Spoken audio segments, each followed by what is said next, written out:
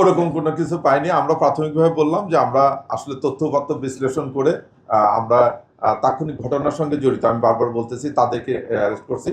এখনো আপনারা জানেন যে মামলা দায়ের হয়নি, মামলা দায়ের প্রক্রিয়াধীন।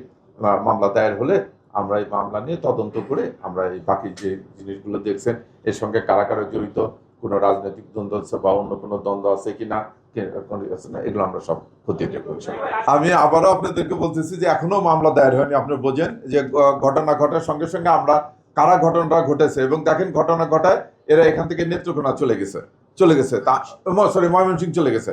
আমরা সেই দিকে নজর দিয়েছি যে আসামিদেরকে আগে গ্রেপ্তার করে, আসামি যেহেতু গ্রেপ্তার হয়েছে মামলা দায়ের হলে আমরা এটা তদন্ত করে ইনশাল্লাহ আপনারা যেগুলো বলতেছেন আমরা সবকিছু দেখে তদন্তের মাধ্যমে এগুলো দিয়ে যারা এই ঘটনার সঙ্গে জড়িত প্রত্যেকে আইনের আওতায় নিয়ে আসবে।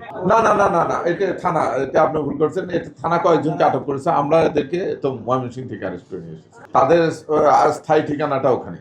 তারা ঘটনা ঘটার পরে মনে করছে যে এটা যেহেতু এরকম একটা ঘটনা ঘটেছে হইতে হবে, তারা তাদের স্থায়ী ঠিকানা, তাদের বসত বাড়ি ওখানে চলে গিয়েছে। আমরা সবকিছু করব, সবার প্রতি আমাদের অনুরোধ, আমরা আনন্দ করব। অবশ্যই পক্ষ বিপক্ষ থাকবে, সবার একমত হবে না, এটাই আনন্দ, এটাই খেলার সৌন্দর্যতা, এটাই সাপোর্টারের সৌন্দর্যতা। তা আপনাদের মাধ্যমে নগরবাসীর প্রতি অনুরোধ থাকবে যে আনন্দটা যেন আনন্দ পর্যায়ে থাকে, কোনো সময় বিষাদে পরিণত হয়। আর আমরা পরস্পর প্রতি সহনশীল হব।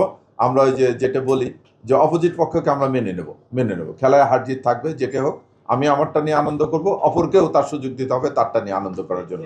আর যেটা বললেন যে বড় বড় স্ক্রিনে দেখা হয়, এটা আমরা করতেছি, এবং এটা আমাদের থানা থেকে বলা হয়েছে যে কোথায় কোথায় এরকম স্ক্রিনটা নেয় তাদের সঙ্গে যোগাযোগ করবে, তারাও লোক রাখবে, আমরাও লোক রাখবো, যেরকম ওরকম কোনো অনাকাঙ্ক্ষিত ঘটনা না ঘটে।